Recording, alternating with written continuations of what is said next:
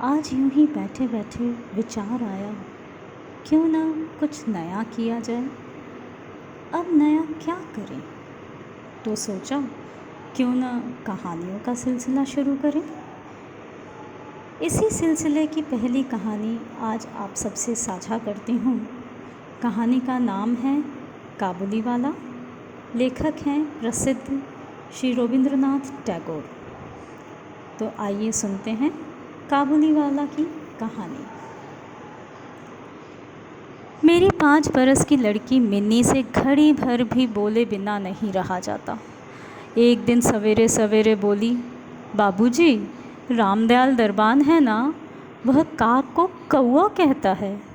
वह कुछ जानता नहीं है ना बाबूजी। मेरे कुछ कहने से पहले ही उसने दूसरी बात छेड़ दी। देखो बाबूजी, भोला कहता है आकाश में हाथी सूंड से पानी फेंकता है, इसी से वर्षा होती है। अच्छा बाबूजी, भोला झूठ बोलता है ना। और फिर खेल में लग गई। मेरा घर सड़क के किनारे है। एक दिन मिन्नी मेरे कमरे में खेल रही थी।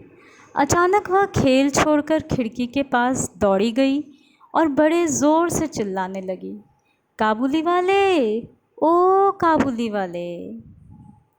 कंधे पर मेवों की झोली लटकाए, हाथ में अंगूर की पिटारी लिए एक लंबा सा काबुली धीमी चाल से सड़क पर जा रहा था। जैसे ही वह मकान की ओर आने लगा, मिन्नी जान लेकर भीतर भाग गई। उसे डर लगा कि कहीं वह उसे पकड़ न ले जाए। उसके मन में यह बात बैठ गई थी कि काबुली वाले की झोली के अंदर तलाश करने पर उस जैसे और 2-4 बच्चे मिल सकते हैं। काबुली ने मुस्कुराते हुए मुझे सलाम किया। मैंने मिन्नी के मन से डर दूर भगाने के लिए उसे बुलवा लिया। काबुली ने झोले से किशमिश और बादाम निकालकर मिन्नी को देना चाहा, पर उसने कुछ ना लिया। डर कर वह मेरे घुटनों से चिपट गई।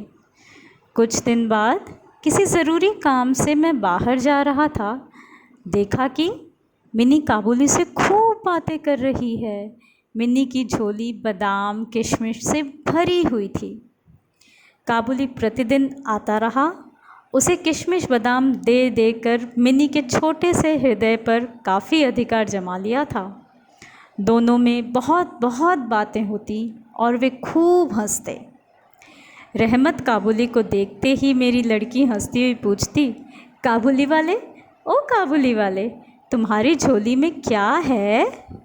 रहमत हंसता हुआ कहता, हाथी। फिर वह मिन्नी से कहता, तुम ससुराल कब जाओगी? इस पर उल्टे वह रहमत से पूछती, तुम ससुराल कब जाओगे? रहमत अपना मोटा घूंसा तान कर कहता, हम ससुर को मारेगा। इस पर मिन्नी खूब हंसती। एक दिन सवेरे मैं अपने कमरे में बैठा कुछ काम कर रहा था। ठीक उसी समय सड़क पर बड़े ज़ोर का शोर सुनाई दिया। देखा तो रहमत को 2 सिपाही बांधे लिए जा रहे थे। रहमत के कुर्ते पर खून के दाग हैं और सिपाही के हाथ में खून से सना हुआ छुरा। हुआ यूँ कि हमारे पड़ोस में रहने वाले एक आदमी ने रहमत से एक चादर खरीदी। उसके कुछ रुपए उस पर बाकी थे, जिन्हें देने से उसने इनकार कर दिया। बस इसी पर दोनों में बात बढ़ गई और काबुली ने उसे छुरा मार दिया। इतने में काबुली वाले कहते हुए मिन्नी घर से बाहर निकल आई। रहमत का चेहरा क्षण भर के लिए खिल उठा। मिन्नी ने आते ही पूछा, तुम ससुराल जाओगे? रहमत ने हंसकर कहा, हाँ, वहीं तो जा रहा हूँ। छुरा चलाने के अपराध में रहमत को कई साल की सज़ा हो गई।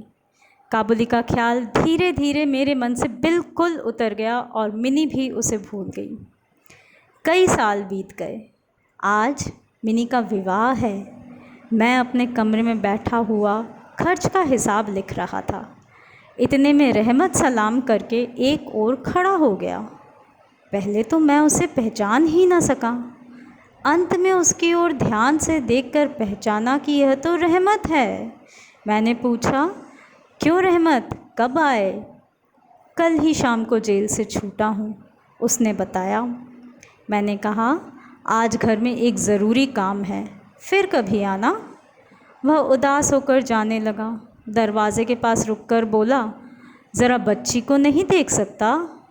शायद उसे यही विश्वास था कि मिनी अब भी वही बच्ची है। मैंने कहा, बहुत काम है, आज उससे मिलना ना हो सकेगा? वह कुछ उदास हो गया और सलाम करके निकल गया। मैं सोच ही रहा था कि उसे वापस बुलाऊं, इतने में वह स्वयं ही लौट आया और बोला, यह थोड़ा सा मेवा बच्ची के लिए लाया था, दे दीजिएगा। मैंने पैसे देने चाहे पर उसने कहा, आपकी बहुत मेहरबानी है बाबू साहेब, पैसे रहने दीजिए। फिर ठहर कर बोला, आपकी जैसी मेरी भी एक बेटी है, मैं उसकी याद करके आपकी बच्ची के लिए थोड़ा सा मेवा ले आया करता हूँ, मैं यहाँ सौदा बेचने नहीं आता। उसने कुर्ते की जेब में हाथ डालकर एक मैला कुचैला मुड़ा हुआ कागज़ का टुकड़ा निकाला और बड़े जतन से उसकी चारों तह खोलकर दोनों हाथों से उसे फैलाकर मेरी मेज़ पर रख दिया। देखा कि कागज़ के उस टुकड़े पर एक नन्हे से हाथ के छोटे से पंजे की छाप है। हाथ में थोड़ी सी कालिख लगाकर कागज़ पर उसी की छाप ले ली गई थी।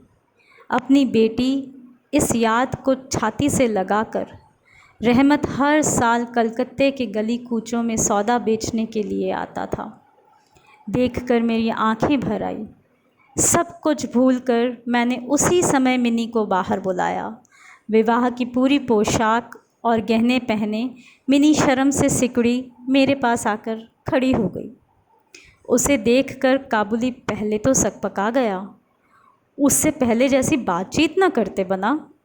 बाद में वह हंसते हुए बोला, लल्ली सास के घर जा रही है क्या? मिनी अब सास का अर्थ समझने लगी थी। मारे शर्म के उसका मुंह लाल हो उठा। मिनी के चले जाने पर एक गहरी सांस भरकर रहमत ज़मीन पर बैठ गया। उसकी समझ में यह बात एकाएक स्पष्ट हो उठी कि उसकी बेटी भी बड़ी हो गई होगी। इन 8 वर्षों में उसका क्या हुआ होगा, कौन जाने। मैंने कुछ रुपए निकाल कर उसके हाथ में रख दिए और कहा, रहमत, तुम अपनी बेटी के पास देश चले जाओ। आशा करती हूँ आज की यह कहानी आप सभी को पसंद आई होगी। कृपया साझा करें।